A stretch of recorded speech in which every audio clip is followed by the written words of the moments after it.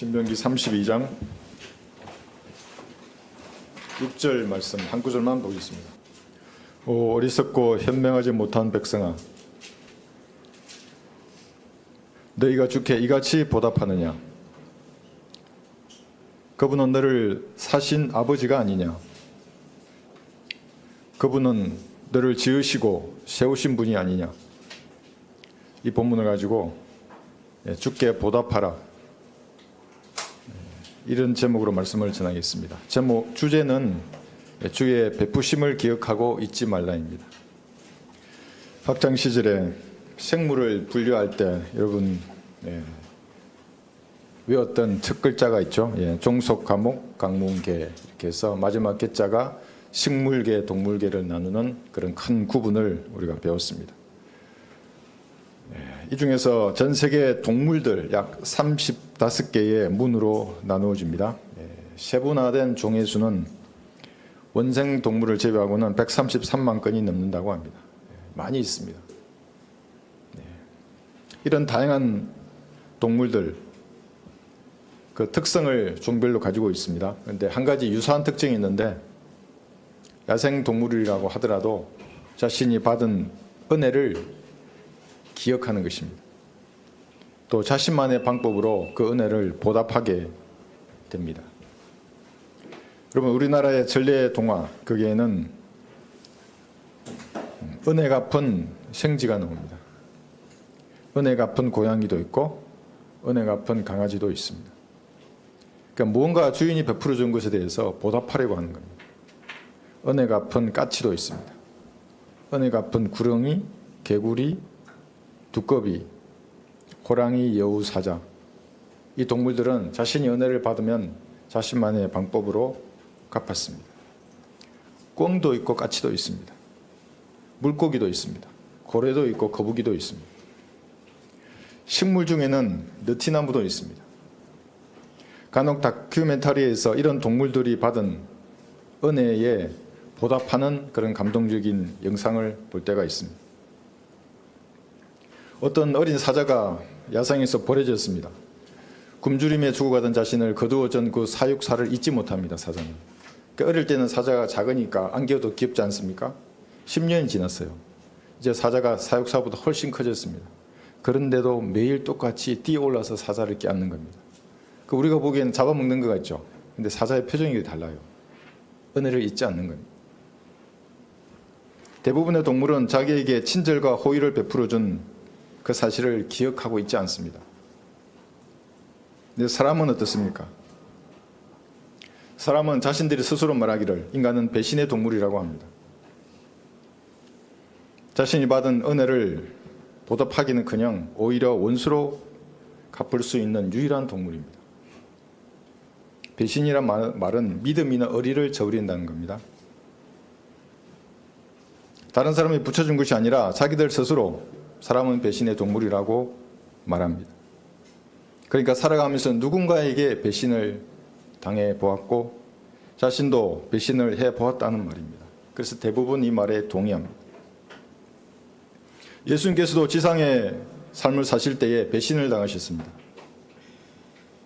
유대인의 왕으로 이 땅에 오셨지만 하나님께서 택하신 이스라엘 백성은 왕을 거부하고 십자가에 매달아 죽게 했습니다.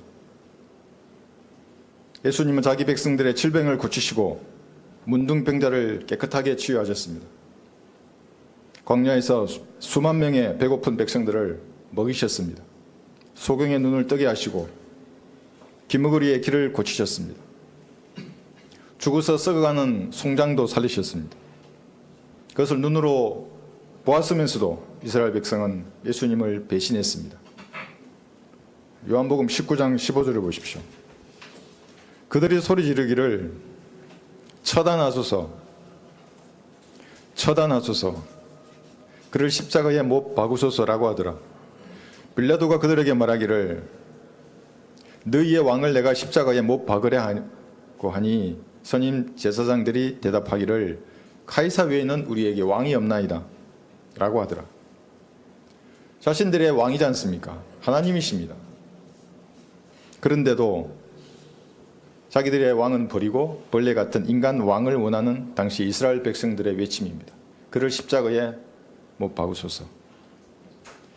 이것은 마치 그리스도인이 자기 안에 영으로 거하시는 예수님을 십자가에 못 박아버리고 모른 척하는 그런 삶을 사는 사람들과 같은 것입니다. 제약된 육신의 습관대로 그냥 그대로 사는 것입니다. 이런 사람들은 아직도 예수님을 십자가에 못 박는 사람들입니다. 한번 들어보십시오.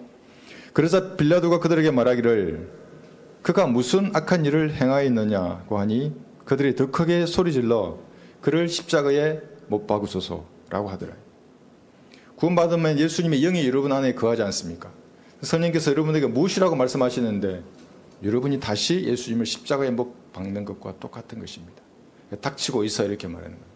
나 내 육신대로 살 거야. 성령님께서는 비둘기처럼 순결하신 분입니다. 여러분께서 의지로 꺾으시면 잠잠하십니다. 구원받은 그리스도인이 십자가를 쳐다보는 이유가 무엇입니까? 이미 구원받았는데 과거에 취소 불가능한 그 구원의 법적인 문서가 이미 성부 하나님께서 승인하셨습니다. 예수님의 피로 인장을 찍으셨어요. 그 불변하는 언약입니다. 성령께서 친히 이 문서의 보증인이 되셨습니다. 보증하시는 겁니다. 아버지 하나님께서는 여러분의 이름이 적혀 있는 영원히 유효한 그 구원의 문서를 승인하셨습니다. 인정하신 것입니다. 이것이 취소 불가능한 구원의 영원한 보장입니다. 그런데 왜 구원받은 성도가 예수님의 피와 땀과 눈물로 범벅이 된 그 험한 갈보리 십자가를 쳐다보아야 하는 것입니까? 그것도 매일 쳐다보아야 하는 것입니까? 사람들의 환호와 박수 소리, 시원한 에어컨이 켜진 예배당에서 노래하고 춤추면서 교회 생활을 하는 것이 좋지 않습니까? 사업도 하고 계모임도 하고 친목 도모도 하고 밥 먹으러 다니고 그렇게 종교 생활하면 얼마나 좋겠습니까?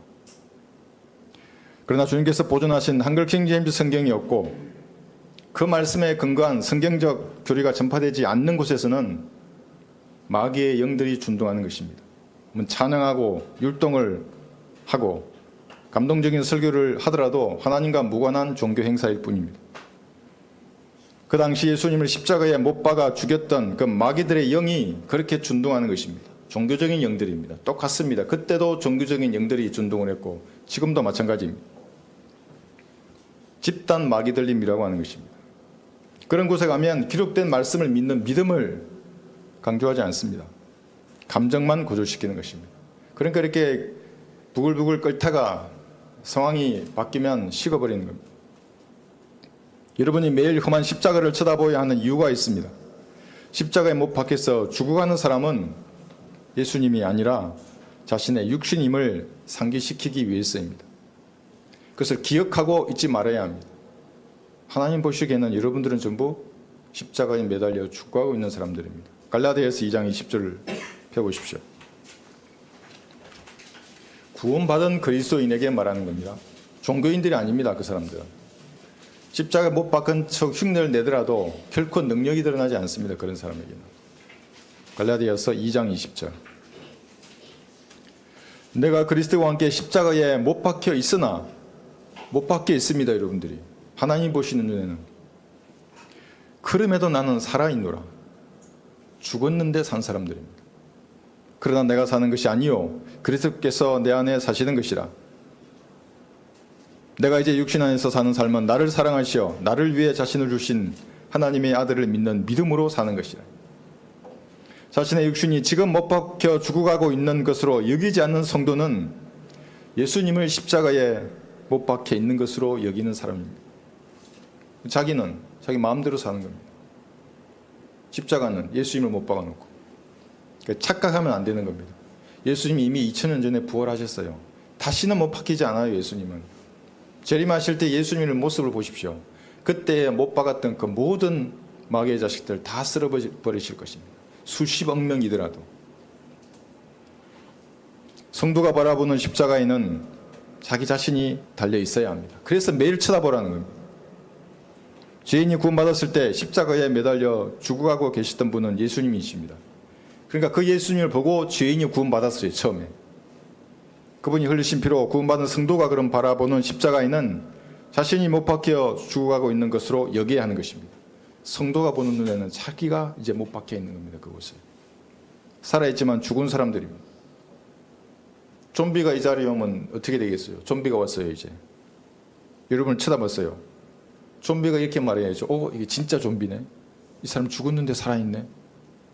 근데 그러지 않고 좀비가 와서 여러분 옆에 와가지고 냄새를 맡더니만 이 사람 안 죽었네. 살아있네. 그러니까 잡아먹자고 덤비는 겁니다. 그러니까 마귀들이 덤비는 겁니다. 여러분 육신을 충동질해서. 성도의 눈에는 세상도 십자가에 못 박혀 죽은 것으로 여겨야 합니다. 그래서 여러분의 눈에는 세상이 별 볼일 없는 곳이어야 합니다. 아직 영적인 철이 들지 않았기 때문에 세상에 무엇인가 재미가 있고 흥미가 있는 것으로 느끼는 것입니다. 이 세상은 갈수록 죄를 짓기에 특화된 세상으로 변해갈 것입니다. 죽은 시체에게 무슨 흥미가 있겠습니까? 빨리 치워야죠. 땅에 묻어야죠. 자신이 영적으로 죽은 사람이기 때문에 죽은 세상을 기웃거리는 것입니다. 세상이 볼 때 성도는 십자가에 못 박혀 죽은 사람으로 여길 것입니다. 여러분이 성경들을 믿고 실행한다면 사람들이 볼 때 여러분들은 저 사람 별 볼 일 없는 죽은 사람이네. 이렇게 되어야 합니다. 죽은 시체에게 무슨 재미가 있겠습니까? 여러분들이 세상 사람들처럼 술을 마십니까? 노래방을 갑니까? 주일날 낚시나 골프, 등산을 갑니까? 아니면 다른 사람들처럼 험담을 합니까? 세상 사람들 모이면 그러잖아요. 어머, 그 사람이 그렇다 그래. 한번 들어보십시오. 험담하는 자의 말들은 상처와 같이 뱃속 깊은 곳으로 내려가느니라. 험담하는 사람의 입을 그래서 여러분 그만하라고 하는 겁니다. 그 말을 들으면 여러분 뱃속 깊은 곳으로 내려가서 그게 상처가 되기 때문에 그렇습니다. 갈라디아에서 펴셨죠? 6장 14절 한번 보십니다. 6장 14절. 그러나 나에게는 우리 주 예수 그리스도의 십자가 외에는 결코 자랑할 것이 없나니 그로 인하여 세상이 나에게 십자가에 못 박히고 나도 세상에게 그러하니라. 여기에 아멘 하는 겁니다. 그리스도인들은. 못 박혀 있다고요. 지금. 세상도 못 박혀 있고 여러분도 못 박혀 있습니다. 그럼 예수님은 부활해서 하늘에 계세요. 지금. 잠시 후에 오실 거예요. 이런 자세는 주님께로부터 받은 은혜에 보답하려 있는 자세에서 시작되는 겁니다. 그럼 자기가 십자가에 못 박혀 죽은 것으로 여겨야 합니다. 그러면 보답할 수 있습니다. 이런 자세를 견지하면 죄인에게 감당할 수 없는 자비를 베풀어 주신 주님께 무엇인가 보답하려는 마음이 생기게 됩니다. 저는 새벽까지 설교를 준비하다가 갑자기 제목과 본문을 바꾸면서 오늘 설교를 하게 되었습니다.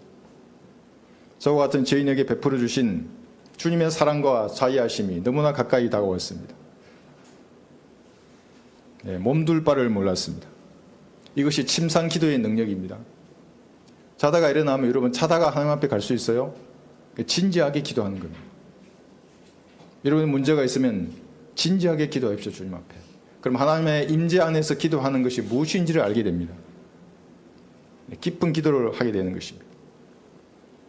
가망 없는 지옥의 자식을 하나님께서 친히 자신의 피로 값을 지불하고 사셨습니다. 과거의 기질을 부수셨습니다. 가루로 만드셨습니다. 반죽을 하시고 물레를 돌리셔서 불에 여러 차례 구워내셨습니다. 죄의 잔이 가득 찬 상태로 지옥으로 향하던 죄인의 마음문을 두드리셔서 구원을 받게 하시고 여러분 안에 그리스도가 형성되게 하셨습니다.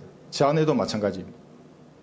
비단 저만의 경험이 아니라 이 자리에 앉아 계신 여러분과 유튜브로 시청하시는 모든 성도가 동일한 경험을 가지고 있습니다. 그래서 이들을 그리스도인이라고 하는 겁니다. 우리 교회가 사역을 시작한 이후에 모든 필요를 주님께서 채워주셨습니다. 모든 필요를 하나씩 채워주셨습니다. 사치를 채워주는 것이 아니라 필요한 사람을 보내주시고 물질을 보내주셨습니다. 여러분의 헌신적인 섬김으로 여기까지 전진한 것입니다. 그러니까 제 첫 번째 1단계 작전이 완료되고 이제 2단계 작전을 시작하려는 때입니다. 오직 성경적 말씀을 전하고 이 마지막 배교한 시대에 진리의 기치를 높이 들게 하셨습니다. 아마 마귀들도 상당히 놀랐을 것입니다. 우리 교회의 규모로 완편 보병 한 개 사단 이상의 규모를 혼들을 이겨왔습니다. 확인된 숫자만 그런 겁니다. 그런데 과연 이런 주님의 사랑에 저는 얼마나 보답을 하고 있는가를 생각했을 때 제 가슴이 터질 것만 같았습니다. 저의 고백은 미천하지만 내가 사는 동안 주님의 은혜에 보답하는 삶을 살게 해 주십시오. 그것이었습니다. 내일이면 우리 교회가 이전을 합니다. 2년간 이곳에서 주님을 섬기던 모든 일은 하나님의 은혜였습니다. 이제 다음 주면 여러분들은 이 민족의 수도 서울에서 경배를 드릴 것입니다. 지리적이고 심리적이며 영적인 적의 중심에 들어서게 되는 것입니다. 세상 전쟁에서는 이것을 결전이라고 합니다. 지금까지의 영적 전쟁은 이 싸움을 위한 여건 조성 작전이었습니다. 주님께서 잘 지도하셔서 우리가 승리하셨습니다. 결전에서도 승리해야 합니다. 그렇다면 이 전쟁에 투입되는 군사는 어떤 마음의 자세를 가져야 하겠습니까?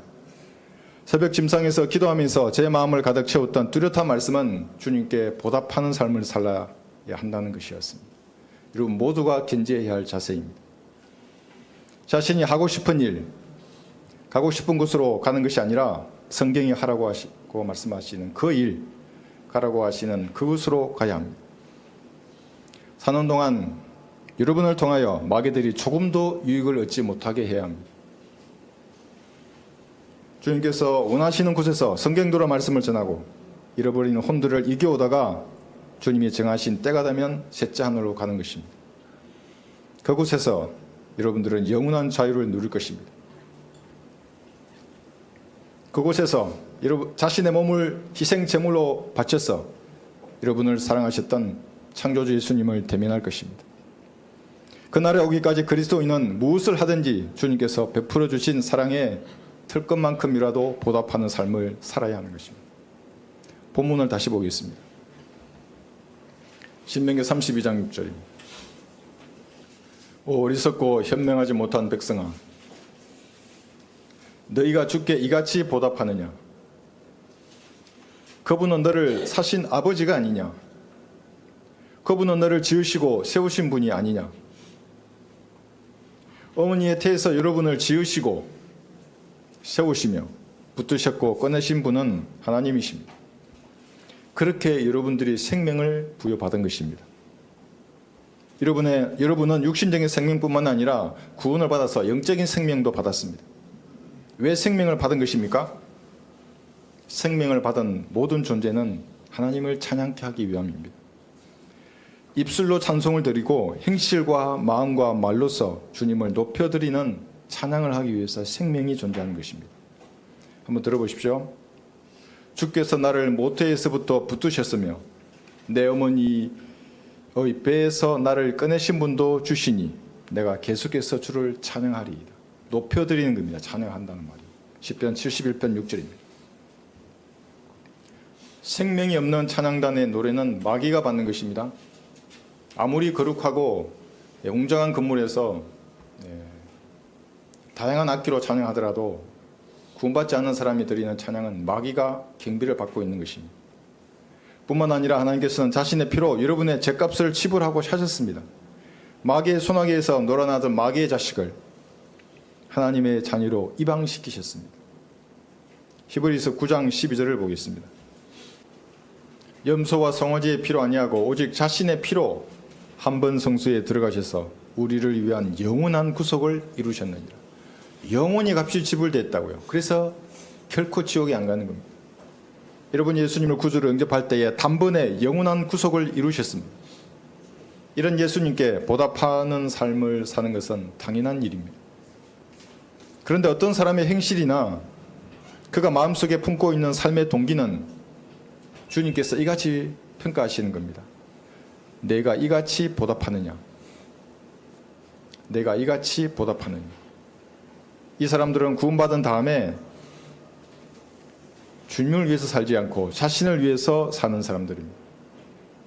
예수님도 자신을 위해서 믿는 사람들입니다. 인생에 어려운 난간이 닥치면 침상에서 눈물로 주님께 다가서서 기도한 지가 언제인지 기억도 못하는 사람들입니다. 자기 이익과 감정에만 충실한 사람들입니다.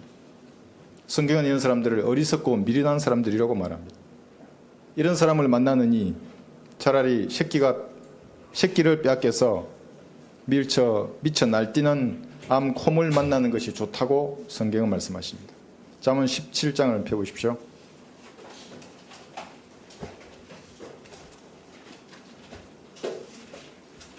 그래도 사람을 만나는 것이 낫지 새끼 빼앗겨서 정신이 나간 암곰을 만나면 어떻게 되겠습니까? 그런데 성경은 차라리 암곰이 낫다고 합니다. 잠언 17장 12절.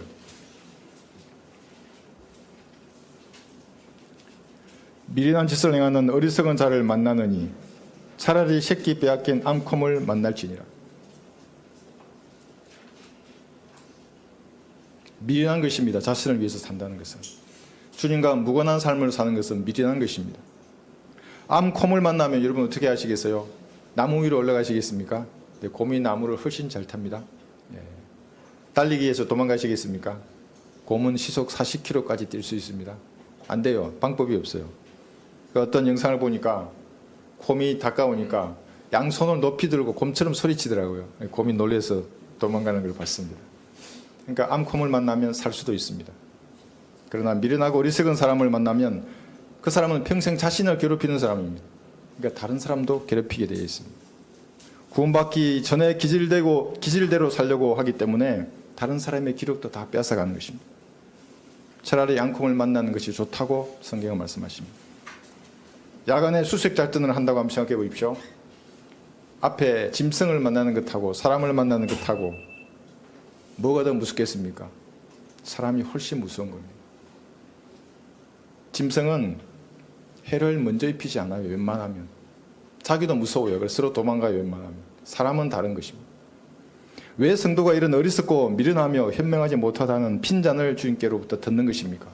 그것은 자신이 어떻게 구원받았는지 언제보다 더 중요한 게 어떻게입니다. 그 사실을 잊어버렸기 때문입니다. 들어보십시오. 이런 것들이 결여되어 있는 자는 눈물고 멀리 볼 수 없으며 자신이 옛 죄들에서 깨끗하게 된 것을 잊은 것이라. 베드로후서 1장 9절입니다. 잊어버렸어요. 여러분이 받은 구원을 잊지 말고 기억해야 합니다. 그래야 무엇인가 보답할 수 있는 것입니다. 잊어버렸는데 뭘 보답할 수 있겠습니까? 신명기 4장을 보시면 잊지 말라가 처음으로 언급된 구절이 나옵니다. 신명기 4장 9절하고 23절에 같은 장에 등장하고 있습니다. 신명기 4장 9절. 오직 내 스스로 주의하며 내 마음을 충실히 지켜 내 눈으로 보았던 일들을 내 생애의 모든 날 동안 잊지 말며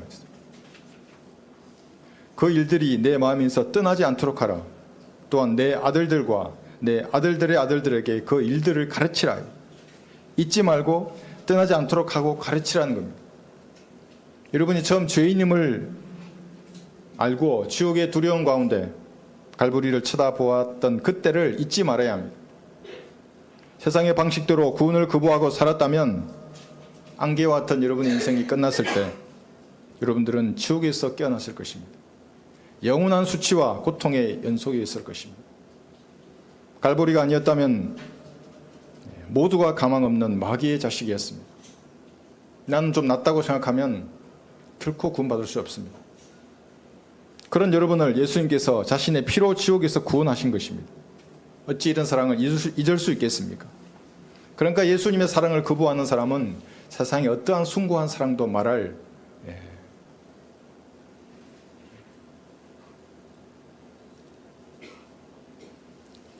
자세가 되어 있지 않은 사람입니다. 세상 이런 자유와 사랑과 자비를 베푸시는 분은 성경에 기록된 예수님밖에는 없습니다. 영원한 생명을 받을 자격이 눈꼽만큼도 없는 죄인의 우두머리를 예수님께서 구원하셨습니다. 그 사실이 여러분의 마음에서 떠나지 않게 해야 하는 것입니다. 신명기 제가 읽어드릴게요. 6장에 보시면 5절에서 이렇게 말씀하십니다. 너는 내 마음을 다하고 내 혼을 다하고 내 힘을 다하여 주 너의 하나님을 사랑할지니라. 내가 오늘 내게 명령한 이 말씀들을 내 마음속에 두고 내 자손에게 그것들을 열심히 가르칠지라. 내가 내 집에 앉아 있을 때나 내가 길을 걸을 때나 내가 누워 있을 때나 내가 일어날 때 그 말씀들에 관해 말할지니라.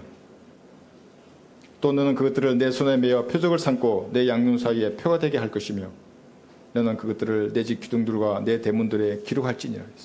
잊지 말아야 하는 것입니다. 잊지 말라고 이렇게 말하는 겁니다. 이렇게 걸어놓고 마음은 딴 데 가 있지 말고 이런 마음속으로 잊지 말아야 하는 것입니다. 여러분이 그리스도인이 된 것을 그래서 주변 사람에게 말해야 하는 겁니다. 그리스도인이 된 걸 말하는 겁니다. 기독교인이 된 걸 말하는 게 아니고 자식들에게 말하고 친인척, 지인에게도 내가 그리스도인이 되었다고 말해야 하는 것입니다. 알려야 합니다. 이것이 주님을 시인하는 것입니다.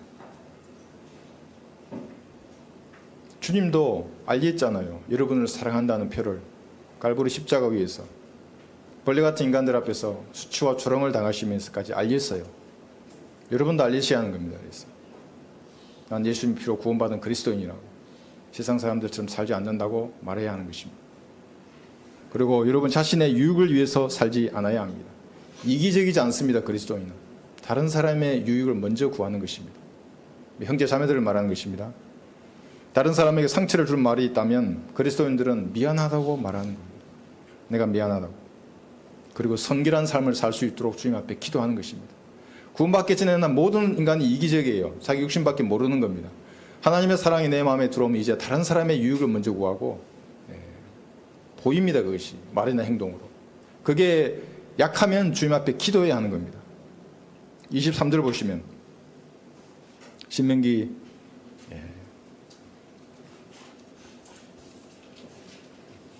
4장이죠. 4장 23절 너희는 스스로 주의하여 주께서 너희와 맺으신 주 너희 하나님의 언약을 잊지 말고 주 너희 하나님께서 내게 금지시키신 새긴 형상이나 어떤 것의 모습도 만들지 말지니라.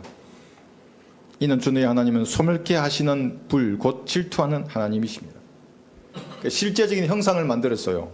뭐 사람이나 새나 뭐든 좋아요. 그런 모습에 절하는 것은 소멸케 하시는 하나님의 질투를 자신에게 쏟아붓는 것입니다. 자백해야 할 죄입니다. 돼지머리도 마찬가지예요. 그 문화 아닙니다. 마귀에게 절하는 겁니다. 주께 보답하려는 마음을 제거하는 마음속에 있는 우상도 마찬가지입니다. 여러분들은 유대인들보다 월등한 하나님의 피로 언약을 맺은 교회입니다. 하나님의 피로 사신 교회입니다. 유대인들과 그 치유 자체가 다른 것입니다. 그래서 단순히 눈에 보이는 우상보다 월등한 기준을 하나님께서 제시하시는 것입니다. 그것이 마음속에 있는 우상입니다. 여러분 마음속에 뭐가 있습니까? 저는 알지 못하지만 하나님께서는 낱낱이 알고 계십니다. 무의식도 알고 계십니다. 여러분 잊어버리려고 하는 것도 알고 있고 숨기려고 하는 것도 알고 있고 아닌 척 하는 것도 다 알고 있습니다. 만약 사람의 마음을 다른 사람이 들여다본다면 어떻게 되겠습니까? 다 토할 것입니다. 다 토사물로 가득할 것입니다. 각종 우상들로 인간의 마음은 가득 차 있는 것입니다. 여러분의 마음은 오직 주님께 기도로 소상하게 아뢰고 보일로 씻어서 하나님이 주시는 사랑으로 충만케 되어야 합니다. 그러면 들어온 마음속 우상은 사라져버릴 것입니다. 다 사라지게 되어 있습니다. 하나님의 사랑으로 저를 충만케 해주십시오. 제 힘으로는 주님 다른 사람을 사랑할 수 없습니다. 저 왼수를 저는 사랑할 수 없습니다. 사랑의 하나님처럼 저도 사랑하길 원합니다. 형제 자매를 말하는 겁니다. 이게 주님의 뜻 가운데 구하는 것입니다. 그리스도인의 성장 8단계에 나와 있는 그 사랑인 겁니다. 하나님 사랑이시기 때문에. 가족들에게 그리스도인으로서 인정받는 길은 여러분이 하나님의 사랑으로 충만하게 되는 것밖에 없습니다. 로마서 5장 5절 한번 보십시오. 그럼 하나님께서는 여러분에게 사랑을 주지도 않고 사랑하라고 하셨습니까? 그렇지 않습니다. 로마서 5장 5절에 보시면 소망이 부끄럽지 않은 것은 우리에게 주신 성령에 의하여 하나님의 사랑이 우리 마음속에 부어졌기 때문이라. 언제 부어졌습니까? 여러분이 예수님을 구주로 영접하는 그 순간에 이기적이던 죄인의 이 마음속에 하나님의 사랑이 부어졌습니다. 과거에. 다만 모를 뿐입니다. 여러 가지 우상들로 인하여 그 사랑이 충만하지 않을 뿐입니다. 오늘 충만해야 합니다. 하나님의 사랑으로 충만해야 하는 겁니다. 그리스도인의 모든 행실은 사랑이 그 동기입니다. 눈에 보이는 지체에 대한 사랑입니다. 보이는 형제자매들, 가족들, 친인척들 마찬가지입니다. 그분들에 대한 사랑이 하나님의 사랑을 나타내는 지표가 되는 겁니다.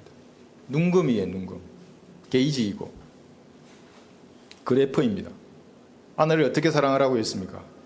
성경은 자기 몸처럼 아끼고 육성하라고 했습니다. 그럼 자기 몸을 함부로 다루는 사람이 있습니까? 아내도 자기 몸처럼 아끼고 사랑해야 합니다. 예수님께서 교회를 위하여 생명을 내어오셨잖아요. 그게 사랑이라고 하는 겁니다. 그렇지 않으면 사랑이라는 말 하지 마세요. 남편도 아내를 자기 목숨같이 사랑해야 하는 겁니다. 아내가 잔소리를 하면 남자는 맷집으로 견뎌내야 합니다. 제일 어려운 게 잔소리라는 거예요. 매를 맞으면 한 30대는 맞겠어요. 나도 지금도. 근데 잔소리를 한 세 번만 들어도 그러나 견뎌내야 합니다. 그리고 사랑으로 울타리가 되어야 하는 것입니다. 그게 남자라고 하는 겁니다. 자식은 귀한 선물로 여겨야 합니다. 여러분의 것이 아닙니다. 본을 보이지 못한 것이 있으면 사과해야 합니다. 아빠가 미안하다고. 제가 제일 많이 했던 말입니다. 남편은 지상에서 아내가 경외해야 할 대상입니다. 경외가 뭡니까? 하나님 앞에 쓰는 용어입니다. 여러분 남편을 경외하십니까? 남편이 성경적일 때, 무엇인가 하려고 노력할 때 용기를 주고 힘을 줄 수 있는 것은 아내입니다. 말 없는 행실로 남편을 바로잡는 겁니다. 말하지 말고 말 없는 행실로. 왜냐하면 남편의 가장 무서운 매가 말이라고 하는 겁니다. 조직 사회에서 남자들은 말 한마디를 아주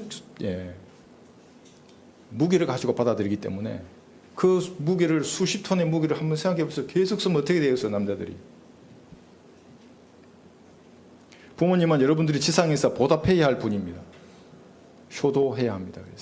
그렇지 않으면 골짜기의 까마귀들이 여러분의 눈을 파먹을지 모릅니다. 제 말이 아니라 성경에서 말씀하시는 겁니다. 디모데전서 5장 4절에 보시면 여러분들은 부모님께 보답해야 합니다. 그래서 가출하는 교단, 종파들 있잖아요. 마귀의 도구들입니다. 왜 부모를 버리고 집을 뛰쳐나가요? 그게 성경적이라고 말하는 것입니까? 디모데전서 5장 4절에 보시면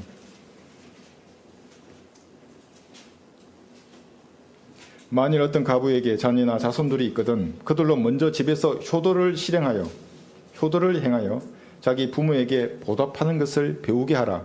이것이 하나님 앞에 선하고 기뻐하실 만한 것이라 했어. 부모에게 보답하는 겁니다. 저는 우리 점심시간에 아름다운 장면을 봅니다. 우리 김영근 형제님이 우리 부친께 말씀에 대해서 조곤조곤 설명하고 이렇게 말하는 모습을 보면 그게 아름다운 모습입니다. 하나님께서 기뻐하고 선하게 이끄시는 것입니다. 그리스도인들은 부모 마음에 멍들게 하지 않습니다. 상처를 주지 않고 보답해야 하는 것입니다. 다른 사람의 유익을 먼저 구해야 합니다. 그러면 다 사랑하고 다 먼저 유익을 구한다면 여러분은 어디로부터 힘을 받는 것입니까? 하나님께서 여러분을 채워주시게 되어 있습니다. 결코 마르지 않습니다. 여러분이 섬기면 섬길수록 사랑하면 사랑할수록 주님은 더 채워주시는 겁니다. 기도하고 성경을 읽으면서 그러한 것을 실행할 때에 그리스도인이 가지는 영적인 권위라는 것이 그때 생기는 겁니다. 자기 스스로 권위를 세우는 게 아니라 세워줘요, 다른 사람들이. 여러분들은 갈보리를 기억하고 잊지 말아야 합니다. 주님에 대한 보답하려는 마음은 여기서 시작되기 때문에 그렇습니다. 한번 들어보십시오. 모세가 백성에게 말하기를 너희가 이집트 곧 종의 집에서 나온 오늘을 기억하라. 이는 주께서 주의 손의 건능으로 이곳에서 너희를 데리고 나오셨음이니 누룩 있는 빵은 먹지 말지니라 했어요. 출애굽기 13장 3절입니다. 오늘을 기억하라 했어요. 여러분이 구원받은 그날을 기억해야 하는 거예요. 어떻게 구원받았는지. 날짜가 중요한 게 아니에요. 어떻게 구원받았냐고요. 예수님을 구주로 영접했던 그날을 잊지 말고 기억해야 합니다. 이집트라는 세상에서 여러분들을 구원하셨습니다. 자신의 생명을 바쳐서 여러분에게 영원한 생명을 선물로 주셨습니다. 잊지 말아야 합니다. 잊지 말라니까 세상 사람들은 또 남자나 여자를 잊지 말라고 노래하는 걸 제가 들었어요. 길 가다가. 허망한 것들입니다. 그것은 철이 안 든 사람들입니다. 진짜 잊지 말아야 할 것은 다 잊어버리고 갈보리의 십자가는 잊어버리고 엉뚱한 것을 마음에 담고 있기 때문에 그런 것입니다. 세상 사랑에 배신당한 사람이라면 예수님을 사랑해 보십시오. 예수님은 자신에게 다가오는 어떤 죄인도 결코 외면하지 않습니다. 이용하지도 않고 버리지도 않습니다. 참된 사랑에 목마른 사람이 있으면 예수님의 사랑을 받아들이십시오. 그러면 상실이 없는 참된 사랑이 무엇인지 경험할 것입니다. 세상에 누가 죽은 개 같은 저에게 그런 숭고한 사랑을 베풀어 줄 수 있겠습니까? 오직 예수님밖에 없습니다. 이 사실을 실감하지 못한다면 아직도 그는 영적인 철이 들든 사람입니다. 아이고 저것이 나를 좀 만족시켜 주겠지. 아이고 이 사람이 나를 만족시켜 주겠지. 그렇지 않습니다. 들어보십시오. 너는 주의하여 이집트 땅 종의 집에서 인도하여 내신 주를 잊지 말지니라. 예수님을 잊지 말아야 하는 것입니다. 다른 것은 다 잊어도 상관없습니다. 여러분을 구원하신 예수님을 잊지 말아야 합니다. 신명기 8장 2절에 보시면 구원받은 자신의 자녀를 하나님께서는 방치하지 않으십니다. 인도하신다는 것을 약속하고 있습니다. 신명기 8장 2절 주 너희 하나님께서 이 40년 동안 광야에서 너를 인도하셨던 모든 길을 너는 기억하라. 이는 너를 겸손하게 하시고 시험하사 내가 주의 계명들을 지키는지 그렇지 않은지 내 마음속에 있는 것을 알려 하심이라. 성도의 세상살이는 강야와 같은 것입니다. 잘 갖추어진 도시생활이 아니라 모든 것이 부족한 야정과 같은 것입니다. 하나님께서는 이스라엘 백성을 아무것도 없던 광야에서 배고프게 하셨습니다. 배가 고파봐야 아는 것입니다. 눈물 젖은 빵을 먹어봐야 빵의 가치를 아는 것입니다. 하나님도 이걸 알고 계십니다. 그리고 먹이셨습니다. 입히셨고 물을 마시게 하셨고 때로는 아들을 징계하듯이 징계하셨습니다. 주님께서 이처럼 여러분을 한 걸음씩 인도하고 계심을 기억해야 합니다. 고난이나 아픔이 있다면 왜 그렇습니까? 여러분의 유익을 위해서 있는 것입니다. 무슨 유익입니까? 겸손입니다. 고난을 당해야 인간은 겸손해지는 것입니다. 제가 이 정도 아는데 주님은 얼마나 잘 아시겠어요? 겸손해야만이 하나님이 베푸신 은혜를 받을 수 있기 때문에 그런 것입니다. 주님께서 여러분의 신앙 고백이 과연 그러한지 알고 싶어 하시면 그 시험을 감사함으로 통과하십시오. 지금 제가 주님을 사랑합니다. 이렇게. 상황이 이렇지만 주님을 신뢰하고 의지합니다. 저에게 자비를 베풀어 주십시오. 그렇게 다가서는 자기 자녀를 하나님께서 외면하시겠습니까? 신명기 9장 7절을 보십시오. 내가 광야에서 어떻게 주 너의 하나님을 진노케 하였는지 기억하고 잊지 말지니 내가 이집트 땅을 출발한 날부터 너희가 이곳에 오기까지 너희는 주께 거역해 왔느니라. 이스라엘 백성이 광야에서 수많은 사람들이 죽고 40년 동안이나 방황했다는 그 사실을 교훈으로 우리는 기억해야 하는 것입니다. 자, 여러분들이 셋째 하늘에 이제 도착했어요. 딱 도착했어요. 이제. 어떤 사람의 주님이 이렇게 말씀하신다면 얼마나 가슴 아프겠습니까? 너는 이곳에 오기까지 늘 주께 거역했느니라. 구원받기 전에도 너 자신의 육신을 위해서 살더니 구원받은 후에도 은혜에 보답하기는커녕 너 육신을 위해서 살았구나. 너는 성령의 역사를 늘 거부했구나. 신명기 25장을 볼까요? 이 육신을 성경은 아말렉에 비유해서 신명기 25장 19절 육신의 기억을 지우라고 하는 겁니다. 아말렉의 기억을 지우라고 말씀하고 있습니다. 신명기 25장 19절 그러므로 주 너의 하나님께서 차지하라고 내게 요구로 주시는 땅에서 주 너의 하나님께서 내 주위의 원수들에게 내게 안식을 주실 때 여러분 안식을 받았어요. 예수님을 구주로 영접할 때에 영적인 안식을 받은 것입니다. 너는 아말렉의 기억을 하늘 아래로부터 완전히 지워버릴지니 너는 그것을 잊지 말지니라. 이 아말렉 대신에 육신을 넣으면 됩니다. 기억을 지워야 합니다. 구원받은 성도는 하나님이 주시는 영적인 안식을 이미 소유했습니다. 오직 구원받은 성도만이 가지는 영적인 화평입니다. 그렇다면 육신의 소욕, 아말렉을 지워버려야 한다는 사실을 잊지 말아야 하는 겁니다. 여러분 안에서 옛사람의 성질이 나오려고 한다면 인내해야 합니다. 여러분이 밟아야 할 것은 성령 하나님이 아니라 옛사람의 기질입니다. 어렵습니까? 눈물로 기도하는 겁니다. 거푸집을 만들어서 무릎을 넣고 시멘트를 부어서 고정해야 합니다. 그리고 기도하십시오. 육신이 튀어나오면 아말렉이 승리하게 되는 겁니다. 영적인 대적입니다. 아말렉은.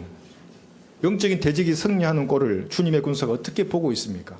여러분의 육신이 튀어나오고 육신이 여러분을 주관하게 되면 아말렉이 승리했다고 손을 높이 드는 겁니다.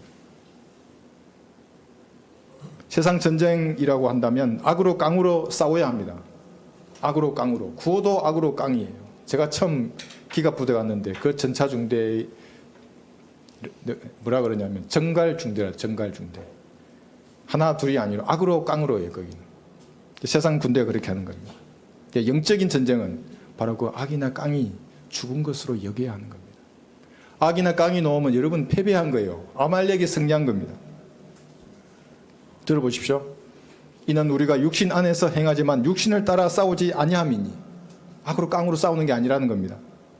우리의 전쟁 무기는 육신적인 것이 아니요, 악이나 깡이 아니요, 이 말입니다.